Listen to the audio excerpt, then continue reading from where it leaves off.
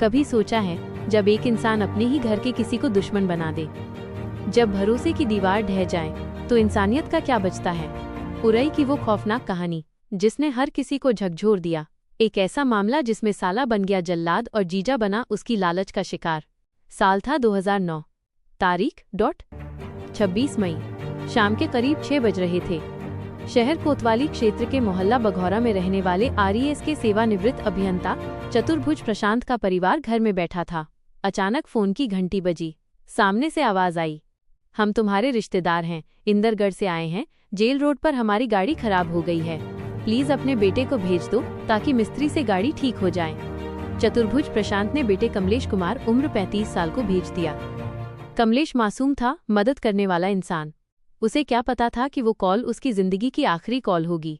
रात बीत गई, कमलेश घर नहीं लौटा। परिवार बेचैन हो उठा। पिता ने उसी नंबर पर फोन किया। सामने से आवाज आई, कमलेश हमारे पास है, 15 लाख रुपए लेकर आओ वरना तुम्हारे बेटे की लाश मिलेगी। दिल दहल गया। पिता चुप रहे, डर के मारे पुलिस को खबर नहीं दी। रातें करवटों में गुजरी, आवाजें दिमाग में गूंजती रहीं, 15 लाख रुपए दो वरना बेटे को नहीं देख पाओगे। और फिर 30 मई 2009 की सुबह रेलवे ट्रैक के किनारे मोहल्ला रामनगर में लोगों ने देखा कुछ बोरियां पड़ी हैं। कुत्ते भौंक रहे थे, बदबू फैली थी। पुलिस पहुंची, बोरियों को खोला गया। अंदर था कमलेश का शव, 8 टुकड़ों में बटा हुआ। जिस पिता ने बेटे को खुद भेजा था उसे अब अपनी ही बेटे की लाश पहचाननी थी। उस दिन सिर्फ एक इंसान नहीं मरा था, मर गया था एक बाप का भरोसा, एक बहन का यकीन और एक रिश्ते का मतलब। पुलिस ने जांच शुरू की। हर कॉल, हर लोकेशन, हर शक को परखा गया। फिर सामने आया वो नाम, शोभराज उर्फ नीलू उर्फ अभय, कमलेश का ममेरा साला।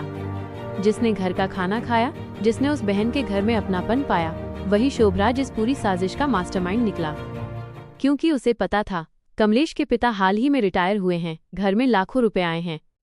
लालच ने उसकी आंखों पर पर्दा डाल दिया। वो सोच बैठा, अगर कमलेश को अगवा कर लूं तो फिरौती में मिल जाएंगे लाखों रुपए। और फिर एक नकली कॉल से उसने जाल बिछाया, 3 और साथियों को साथ मिलाया, कमलेश को बुलाया, बंधक बनाया, पैसे की मांग की। जब पैसे नहीं मिले तो उसने कमलेश के शरीर के 8 टुकड़े कर दिए ताकि लगे कि उसने खुदकुशी की है।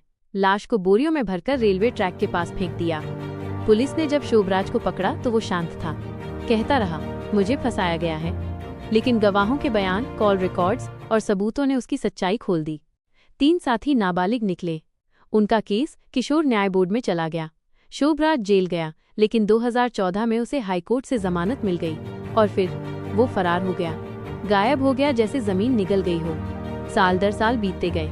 कमलेश का परिवार हर तारीख, हर पेशी, हर कोर्ट में एक ही सवाल लिए पहुंचता, कब मिलेगा न्याय।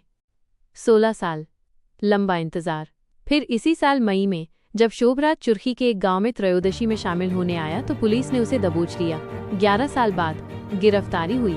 कोर्ट में केस चला, गवाह पेश हुए, सबूत बोले, हर तारीख एक जख्म को कुरेदती रही। और आखिर गुरुवार को आया फैसला। अपर जिला जज SC/ST एक्ट कोर्ट के सुरेश कुमार गुप्ता ने शोभराज को दोषी ठहराया और सुनाई आजीवन कारावास की सजा। साथ ही 1,15,000 का जुर्माना भी लगाया गया। मंजू देवी यानी कमलेश की पत्नी ने कहा, जिसने मेरी मांग का सिंदूर उजाड़ा उसे आज भगवान ने सजा दिलाई है।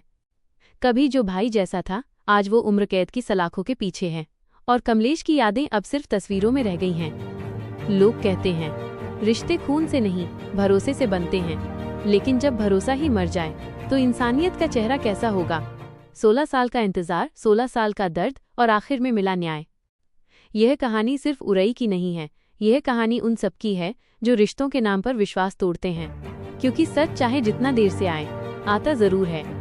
जिस दिन रिश्ते बिकने लगते हैं उस दिन इंसानियत की कीमत खत्म हो जाती है।